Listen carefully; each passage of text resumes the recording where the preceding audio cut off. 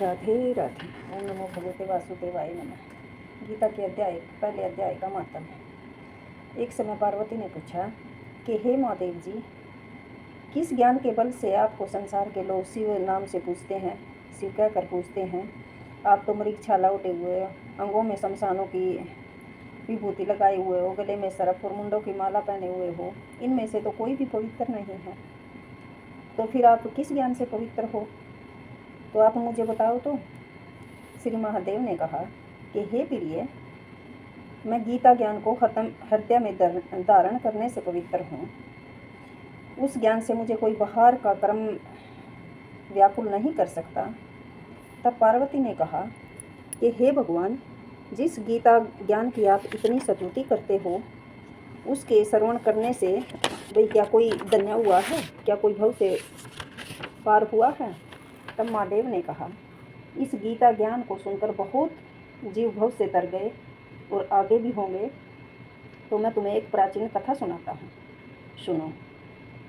एक समय पाताललोक में शेषनाग की सैया पर श्री नारायण जी आंख बंद करके अपने आनंद में मगन थे। उसी समय भगवान के चरण दबाती हुई श्री लक्ष्मी ने पूछा कि हे प्रभु, निद्रा और आलस तो उन पुरुषों को होता है जो तामसी होते हैं, तो आप तो तीनों गुणों से अतीत हो। जो आप आंखें बंद कर रहे हो, नेत्र मूंद रहे हो, मुझे बहुत आश्चर्य है, मैं बहुत हैरान हूँ। तो नारायण जी बोले कि हे लक्ष्मी, मुझको निद्रा और आलस्य नहीं है। एक शब्द है जो भगवत गीता, उसमें जो ज्ञान है उसके आनंद में मग्न रहता हूँ मैं। जैसे 24 अवतार मेरे आकार रूप हैं, वैसे ही गीता शब्द रूप भी अवतार है। गीता ये मेरा अंग है, शरीर है। 5 अध्याय मेरा मुख है, अगले 5 अध्याय मेरी भुजा हैं, 11वां अध्याय मेरा हृदय और मन है, 16वां अध्याय मेरा उदर है, 17वां अध्याय मेरी जंगा है, 18वां अध्याय मेरे चरण हैं, और जो गीता के सब श्लोक हैं वो मेरी नाड़ियाँ हैं। जो गीता के अक्षर हैं वे मेरे रोम हैं। ऐसा जो मेरा शब्द रूपी गीता ज्ञान है, जिसके अर्थ को मैं अपने हृदय में मनन करता हूँ, विचार करता हूँ, मुझे बहुत आनंद होता है। श्री नारायण ने कहा कि हे लक्ष्मी, गीता ज्ञान को सुनकर बहुत जीव भव से तर गए, तो तू सुन। तो नारायण जी लक्ष्मी से बोले कि भाई मैं तुझे एक कथा सुनाता हूँ, सुन तू।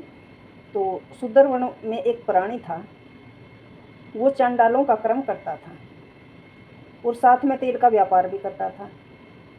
उसने एक बार एक बकरी पाली। वो बकरी चराने के लिए एक दिन वन में गया और वृक्षों के पत्ते तोड़ने लगा। वहाँ सर्प ने उसे डस लिया। सर्प के डसने से उसके प्राण निकल गए, उसकी मृत्यु हो गई। और मर कर के उसने, मौत होने के बाद उसने बहुत नरक भोगे, वो नरक में चला गया। फिर उसने बैल का जन्म पाया। उस बैल के जन्म को एक भिक्षुक ने मोल ले लिया। वह भिक्षुक सारा दिन भिक्षा मांगता उस पर चढ़ कर, और भिक्षा मांग कर जो लावे था उससे अपने पूरे परिवार का पालन पोषण करता। और वह बैल सारी रात द्वार पर बंधा रहता, खाने पीने को थोड़ा बहुत घास फूस डाल देता, और अगले दिन सुबह चढ़कर फिर भिक्षा मांगने चला जाता है। ऐसे ही दिन गुजरते रहे। भूख का मारा बैल मर गया, उसके प्राण नहीं छूटे। भाई उसके बेहोश होकर पड़ गया, भाई उसके प्राण नहीं निकले। तो सब लोग गुजर रहे थे, आसपास को देख रहे थे, भाई कोई अपना क्या का दान दे रहा, कोई अपना कुछ दान कर्म का दान दे रहा, भाई इसके प्राण निकल जाए। तो बहुत भीड़ हुई। तो भीड़ थी तो सब ने आप अपने कर्मा का फल दिया, तो किसी के फल देने से उसके प्राण नहीं निकले। तो एक दिन फिर गणिका आई, वहाँ से निकल रही थी। उसने पूछा भाई यह भीड़ क्यों है?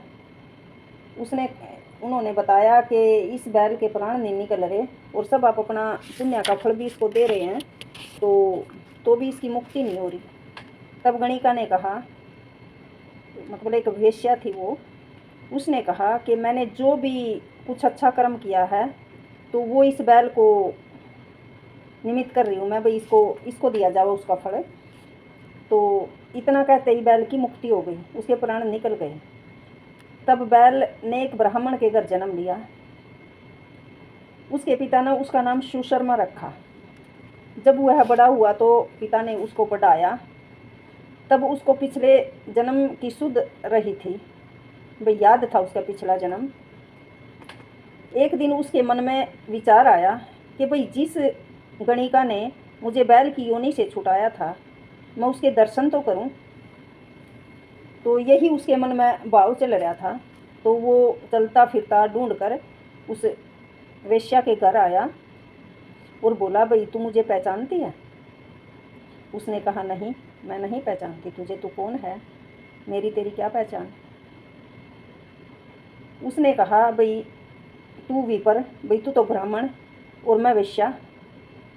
तब उस पंडित ने कहा, भाई मैं वही बैल हूँ जिसको तुमने अपना पुण्य दिया था, जिससे मैं बैल योनि से छूटा था। तो मैंने ब्राह्मण के घर जन्म लिया है, तू अपना वह पुण्य बता मुझे जिससे मैं उस बैल की योनि से छूटा था। वेश्या ने कहा, मैंने अपने जाने में कोई भी पुण्य नहीं किया, भाई मैंने अपनी ज़िंदगी में कोई पुण्य नहीं किया है, पर मेरे घर एक तोता है, वो कुछ पढ़ता है और मैं उसके वाक्य सुनती हूँ।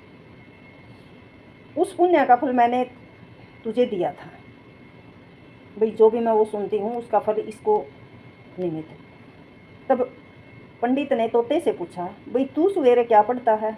तो तोते ने कहा, भाई मैं पिछले जन्म में विपर पंडित का पुत्र था, पिता ने मुझे गीता के पहले अध्याय का पाठ सिखाया था। एक दिन मैंने गुरुजी से कहा कि मुझको तुमने क्या पढ़ाया? तब गुरुजी ने मुझे शाप दिया कि तू तोता हो जा। भाई तभी मैं सुआ बन गया, भाई तोता बन गया। तो एक दिन फंदक शिकारी मुझे पकड़ के ले आया और एक पंडित ने उससे मुझे मोल ले लिया। वह पंडित अपने पुत्र को गीता का ज्ञान सिखाता था। तब मैंने भी वो गीता का ज्ञान सीख लिया। एक दिन पंडित के घर चोर घुस आए, उनको धन तो मिला नहीं, वो पिंजरा उठा कर ले गए। उन चोरों की इस गणिका से, मतलब इस वेश्या से मित्रता थी, दोस्ती थी। इसके पास वे ले आए मुझे। मैं नित्य गीता के पहले अध्याय का पाठ करता हूँ, वही ये गणिका सुनती है, यही ये वेश्या सुनती है, पर इसकी समझ में कुछ नहीं आता जो मैं पढ़ता हूँ। वही पुण्य इसने तुझे दिया था, भी तेरे निमित्त कर दिया था। तो हे लक्ष्मी, वेश्या ने भले ही पहले कितने ही गलत काम किए हों, तो उसके बाद उसने उस दिन से एक प्रण ले लिया कि भाई मैं नित्य स्नान करके गीता के पहले अध्याय का पाठ करूँगी। इससे मुक्ति हुई उसकी। तो श्री नारायण जी ने लक्ष्मी से कहा कि जो भी कोई इस गीता का पाठ करेगा और श्रवण करेगा उसको मुक्ति अवश्य मिलेगी। तो मेरे बहन भाइयों, जो यह गीता है अर्जुन को तो केवल एक ही बार सुनने को मिली थी, वही गीता हमें तो प्रतिदिन पढ़ने और सुनने को भी मिल रही है।